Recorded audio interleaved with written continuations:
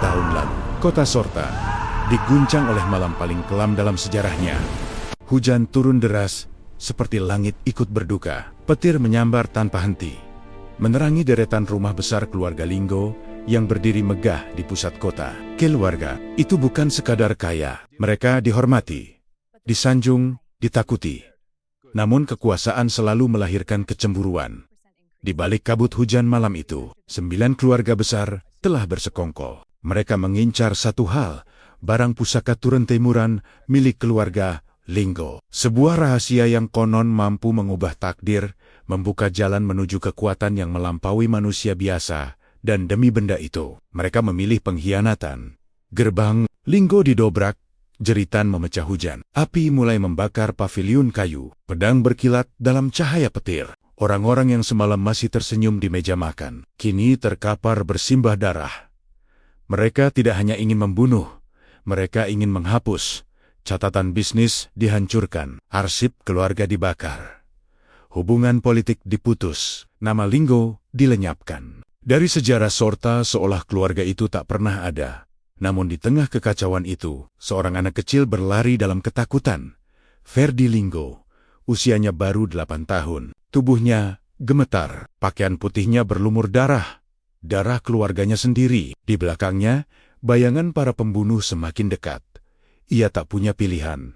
Dengan air mata bercampur hujan, Ferdi berlari menuju tebing belakang kompleks keluarga. Angin malam menderu kencang. Petir menyambar tepat di atas kepalanya. Seseorang meneriakkan namanya. Lalu tangan kecil itu terpleset. Tubuh Ferdi jatuh ke dalam jurang gelap. Para pembunuh berhenti di tepi tebing. Mereka menatap ke bawah. Jurang itu terlalu dalam. Tak mungkin ada yang selamat. Sudah selesai, ucap salah satu dari mereka. Malam itu, dunia percaya keluarga Linggo benar-benar musnah. Namun takdir belum selesai. Di dasar jurang, tubuh kecil Ferdi terperangkap di ranting pohon yang tumbuh miring dari dinding batu. Nafasnya lemah, kesadarannya memudar. Saat itulah seorang pria tua berjubah abu-abu muncul dari balik kabut. Tatapannya tajam, napasnya stabil meski berdiri di tengah tebing. Kuram, ia mengangkat Ferdi dengan satu tangan, seolah berat anak itu tak berarti apa-apa. Pria itu bukan orang biasa. Ia adalah seorang master pertapa yang telah mengasingkan diri puluhan tahun di gunung terpencil. Dan malam itu, ia melihat sesuatu di mata Ferdi. Bukan hanya ketakutan, melainkan api. Ferdi dibawa ke gunung tersembunyi yang tak tercatat di peta. Di sanalah ia tumbuh. Di sanalah ia ditempa. Tahun demi tahun berlalu, anak yang dulu menangis kini berdiri tegak. Tubuhnya kokoh, tatapannya dalam.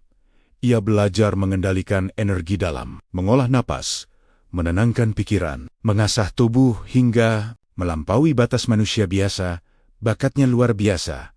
Dalam waktu 10 tahun, ia telah melampaui murid-murid lain yang berlatih sejak kecil. Dalam 15 tahun, ia mencapai tingkatan yang bahkan sulit disentuh pendekar legendaris. Dan di tahun ke-20, Ferdi Linggo berdiri di puncak gunung, menatap langit, hanya selangkah lagi menuju pencerahan tertinggi. Menurut ajaran sang master, saat seseorang mencapai tingkat itu, langit akan merespon. Petir surgawi akan turun sebagai ujian terakhir sebelum melampaui fana. Ferdi menunggu. Langit cerah. Angin berhembus pelan. Tak ada awan gelap. Tak ada kilat. Tak ada petir. Hari berganti hari. Tetap sunyi. Ferdi mulai bertanya, "Guru, mengapa petir itu tidak datang?" Sang master memejamkan mata lama. Sebelum menjawab, "Karena hatimu belum benar-benar kosong." Fekji Tekjiang 20 tahun lalu. Lanjut sang master. Kau tidak hanya kehilangan keluarga. Kau kehilangan keadilan. Kau menekan dendam itu dalam latihanmu. Kau mengubahnya menjadi kekuatan. Tapi langit tidak bisa ditipu. Anjin gunung. Hangin gunung. Berdesir pelan. Karma dunia fana masih mengikatmu. Ucap sang master pelan. Selama simpul itu belum kau selesaikan, kau tak akan pernah melangkah menjadi dewa. Ferdi menatap cakrawala jauh di bawah sana. Kota-kota kecil terlihat seperti titik-titik debu. Dunia yang pernah merenggut segalanya darinya. "Turunlah," kata sang master akhirnya. "Kembalilah ke dunia. Hadapi takdirmu." Saat waktunya tiba, petir itu akan datang dengan sendirinya. Ferdi terdiam lama. Ia tidak lagi anak yang dipenuhi amarah. Namun ia juga belum sepenuhnya bebas. Hari itu, untuk pertama kalinya dalam 20 tahun, ia melangkah meninggalkan gunung. Langkahnya tenang, tatapannya dalam. Dunia fana tak menyadari satu hal, seseorang yang hampir menjadi dewa baru saja turun dari gunung.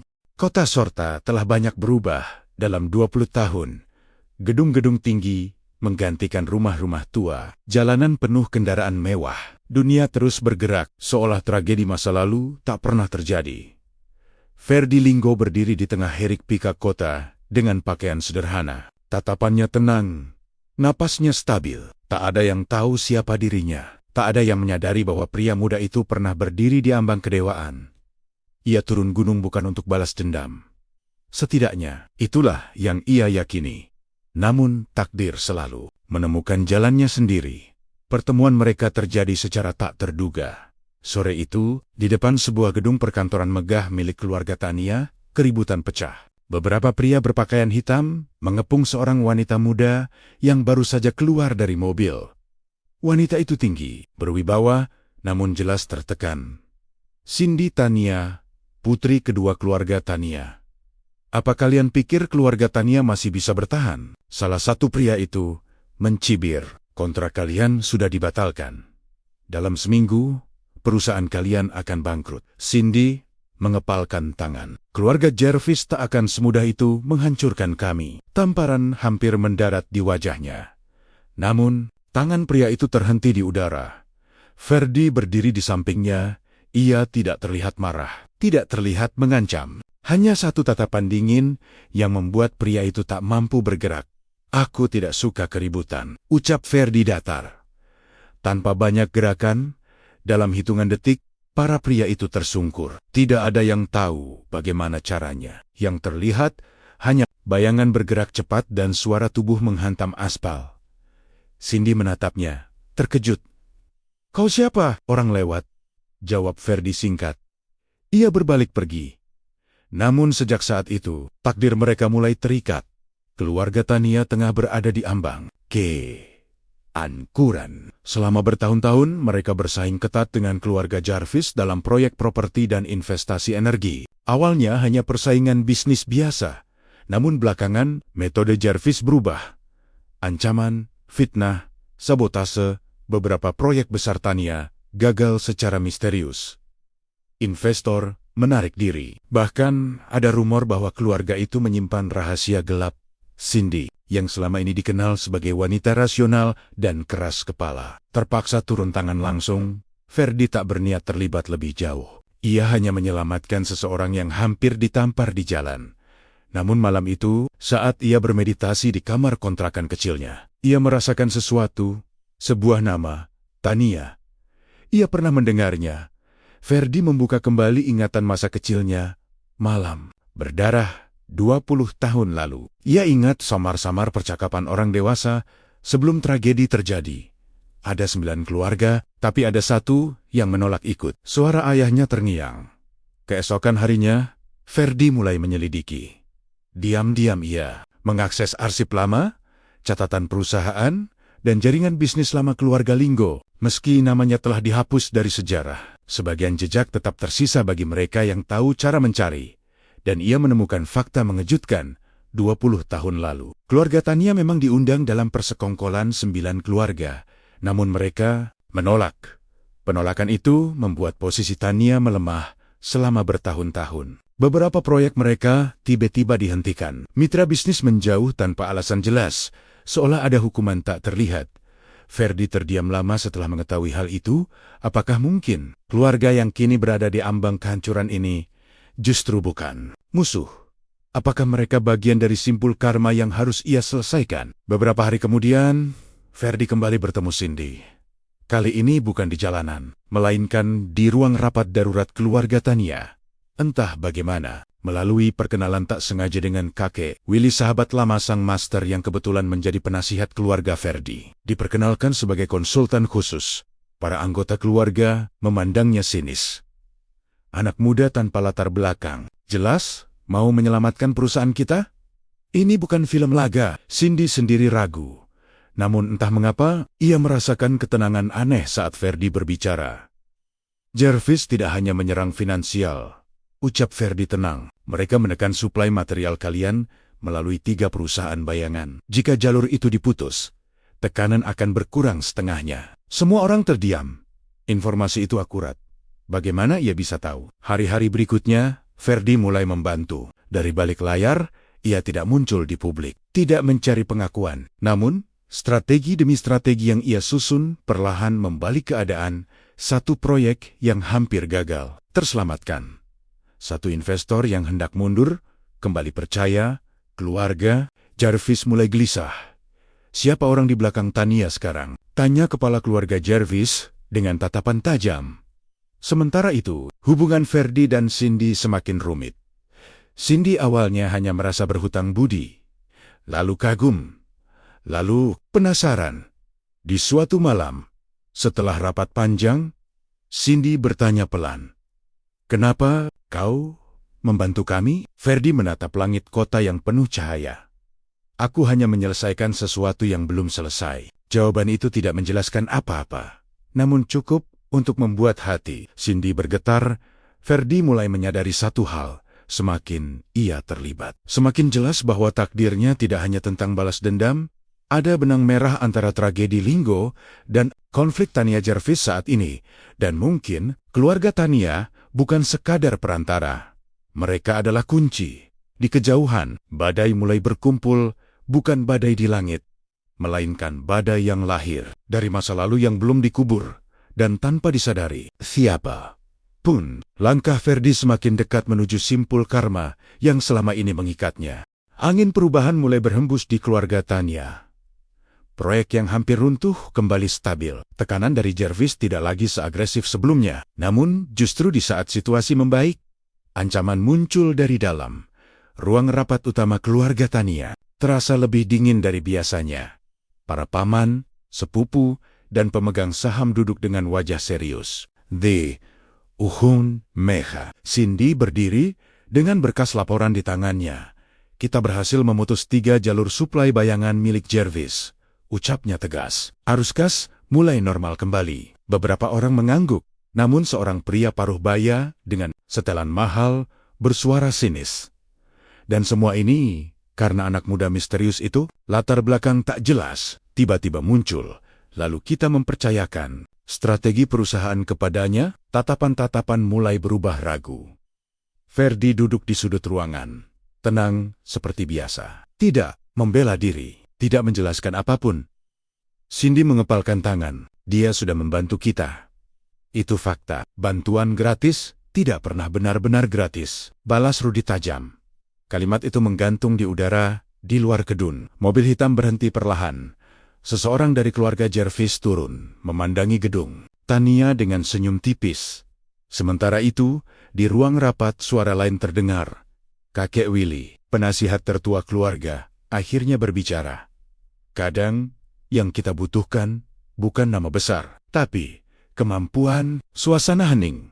Namun benih keraguan sudah tertanam.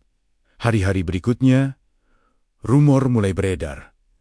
Ada yang mengatakan Ferdi adalah mata-mata keluarga lain. Ada yang menyebutnya oportunis, yang ingin merebut kendali perusahaan lewat Cindy. Tekanan itu perlahan menyentuh Cindy juga. Suatu malam, di balkon kantor yang sepi, Cindy berdiri menatap lampu kota. "Apa semua ini akan jadi lebih buruk karena kau?" tanyanya pelan tanpa menoleh. Ferdi berdiri di sampingnya. "Bisa jadi," jawabnya. Jujur Cindy terdiam. "Kalau kau takut," lanjut Ferdi tenang, "aku bisa pergi." Cindy akhirnya menoleh. Tatapannya rumit. "Aku tidak takut pada risiko. Aku hanya takut mempercayai orang yang akhirnya menghilang." Kalimat itu seperti menembus dinding hati Ferdi. Ia tahu bagaimana rasanya kehilangan. Namun sebelum ia sempat menjawab, ponsel Cindy berdering. Sebuah kabar buruk. Salah satu gudang utama Tania terbakar. Api melahap stok material proyek terbesar. Mereka, semua orang tahu, itu bukan kecelakaan. Malam itu, Ferdi berdiri di depan gudang yang masih mengepulkan asap. Polisi sibuk memasang garis pembatas. Ia memejamkan mata, jejak energi Ia merasakan sesuatu yang familiar. Teknik pernapasan tertentu, teknik yang pernah ia lihat 20 tahun lalu. Seseorang dari 9 keluarga lama ikut bergerak. Ini bukan lagi sekadar konflik bisnis, ini adalah bayangan masa lalu yang mulai bangkit. Keesokan harinya, Jarvis secara resmi mengumumkan akuisisi paksa terhadap beberapa saham kecil Tania. Tekanan finansial kembali meningkat. Rapat darurat kembali digelar, dan kali ini Paman Rudi berdiri. Kita tidak punya pilihan, katanya dingin. Untuk menyelamatkan perusahaan, kita harus mengikat kerjasama politik yang lebih kuat. Semua orang tahu maksudnya. Pernikahan aliansi, Cindy harus menikah dengan putra keluarga besar rekanan kita. Ruangan mendadak sunyi. Cindy membeku. Ferdi tidak menunjukkan ekspresi, ini demi keluarga. Lanjut Rudi. Atau kita akan dihancurkan. Kakek Willy memejamkan mata, seolah sudah menduga ini akan terjadi. Malam itu, Cindy mendatangi Ferdi. Kau tahu kenapa mereka berani menekanku? Seperti ini, suaranya bergetar tipis. Ferdi menatapnya. Karena aku perempuan, dan karena mereka pikir aku sendirian. Ferdi terdiam, ia tidak pernah berniat masuk terlalu dalam ke dalam kehidupan siapapun. Namun sekarang, simpul karma itu semakin jelas.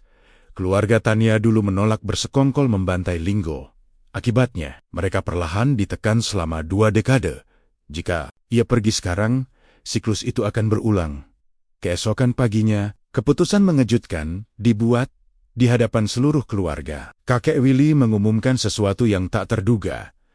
Cindy tidak perlu menikah dengan keluarga manapun. Semua orang menatapnya bingung. Karena dia sudah memiliki calon suami. Tatapan puluhan pasang mata beralih ke satu arah. Ferdi, ruangan meledak oleh bisikan. Mustahil, dia, menantu keluarga Tania? Paman Rudi berdiri marah. Ini, lalu, Kon. Namun kakek Willy tetap tenang. Aliansi terbaik bukan dengan keluarga lain, tapi dengan orang yang mampu melindungi kita. Cindy sendiri terdiam, jantungnya berdegup kencang. Ferdi berdiri perlahan. Ia tidak menolak, tidak membenarkan. Hanya berkata satu kalimat. Aku tidak keberatan. Keputusan itu mengguncang seluruh sorta di mata publik. Ferdi hanyalah pria biasa yang beruntung menikahi pewaris Tania. Di mata Kharbis, ia adalah penghalang yang harus disingkirkan. Namun di tempat lain, berdiri perlahan, anak Linggo. Masih hidup. Perintah pun keluar. Awasi dia, jika benar dia keturunan Linggo. Kita tidak boleh mengulangi kesalahan 20 tahun lalu. Langit sorta malam itu mendung. Ferdi berdiri di halaman rumah. Tania yang kini menjadi tempat tinggal sementaranya. Ia menatap awan gelap. Energi dalam tubuhnya bergetar halus. Simpul. Karma semakin mengencang. Ia tahu satu hal. Mulai hari ini, ia bukan lagi pengamat. Ia telah masuk ke papan permainan. Dan permainan itu akan segera berubah menjadi perang. Kabar pernikahan Ferdi dan Cindy mengguncang kota Sorta. Sebagian menertawakan, sebagian mencurigai, namun di balik layar, gelombang yang lebih besar sedang bergerak. 3 hari setelah pengumuman itu, serangan datang. Bukan sabotase bisnis, bukan tekanan saham, melainkan pembantaian terbuka. Konvoi mobil keluarga Tania disergap di jalan pegunungan saat perjalanan menuju proyek baru. Belasan pria bersenjata menghadang, namun di antara mereka berdiri 3 sosok berjubah hitam. Aura mereka berbeda. Tekanan udara berubah. Cindy, yang berada di mobil belakang, merasakan jantungnya seolah ditekan sesuatu yang tak terlihat. Ini bukan orang biasa, bisiknya. Ferdi membuka pintu mobil dengan tenang. Ia melangkah turun. Salah satu pria berjubah tersenyum tipis. 20 tahun. Akhirnya kami menemukanmu. Angin gunung berdesir keras. Ferdi menatap mereka tanpa ekspresi. Keluarga mana yang mengutus kalian? Pria itu tertawa kecil. Kau tidak perlu tahu. Anak Linggo seharusnya mati malam itu. Nama itu menggema di lembah. Cindy membeku. Linggo? Ferdi menghela napas pelan. Jadi benar, 9 keluarga itu masih takut. Tanpa aba-aba, salah satu jubah hitam menyerang. Gerakannya melesat seperti bayangan. Telapak tangannya mengarah ke dada Ferdi dengan tekanan yang mampu menghancurkan batu. Namun, detik berikutnya suara dentuman keras menggema penjeran itu. Terpental puluhan meter. Menghantam tebing, semua orang terdiam. Ferdi berdiri di tempatnya. Tak bergeser satu langkah pun. Aura tipis mulai memancar dari tubuhnya. Tanah di bawah kakinya retak halus. Dia sudah mencapai tahap itu. Gumam salah satu penyerang dengan wajah pucat. Dua lainnya menyerang bersamaan. Langit mendadak menggelap. Angin berputar. Cindy menyaksikan dengan mata tak percaya saat Ferdi bergerak cepat. Bukan seperti manusia, melainkan seperti kilatan cahaya. Dalam beberapa detik, dua sosok berjubah itu jatuh tak berdaya. Yang terakhir tersisa mundur dengan napas memburu. Kau belum melewati tribulasi petir. Mustahil kau sekuat ini. Ferdi menatap langit yang mulai dipenuhi awan hitam. Karena hari ini, waktunya sudah tiba. Ucapan itu baru saja selesai ketika suara gemuruh dahsyat mengguncang gunung, awan berputar membentuk pusaran. Petir pertama menyambar turun, menghantam tepat ke arah Ferdi. Cindy berteriak. Namun Ferdi tidak menghindar. Ia berdiri tegak, menerima sambaran itu sepenuhnya. Cahaya putih menyilaukan memenuhi lembah. Tubuhnya bergetar hebat. Energi liar mengalir di meridiannya. Rasa sakitnya bukan seperti terbakar, melainkan seperti seluruh keberadaannya diuji oleh langit. Tribulasi pertama. Petir kedua menyambar lebih ganas. Tanah meledak, mobil-mobil terbalik akibat gelombang energi. Para penyerang yang tersisa lari ketakutan di kejauhan. Di ruang kendali, keluarga lama para tetua menyaksikan fenomena itu melalui layar satelit. Dia benar-benar memanggil tribulasi. Kalau dia berhasil, keseimbangan akan runtuh. Petir ketiga turun dengan kekuatan menghancurkan. Ferdi meraung, namun tidak mundur. Dalam kilatan cahaya itu, kenangan 20 tahun lalu melintas, jeritan keluarganya, api, darah. Namun kali ini, hatinya berbeda. Ia tidak lagi dipenuhi dendam. Ia memahami satu hal jika ia hanya membalas kebencian dengan kebencian. Siklus itu tak akan pernah selesai. Petir keempat turun. Ferdi mengangkat tangan ke langit. Mulai hari ini, suaranya menggema di tengah badai. Karma Linggo berakhir padaku. Cahaya emas memancar dari tubuhnya. Energi yang selama ini terikat oleh simpul dunia fana, akhirnya terbuka. Petir terakhir turun, lalu menghilang.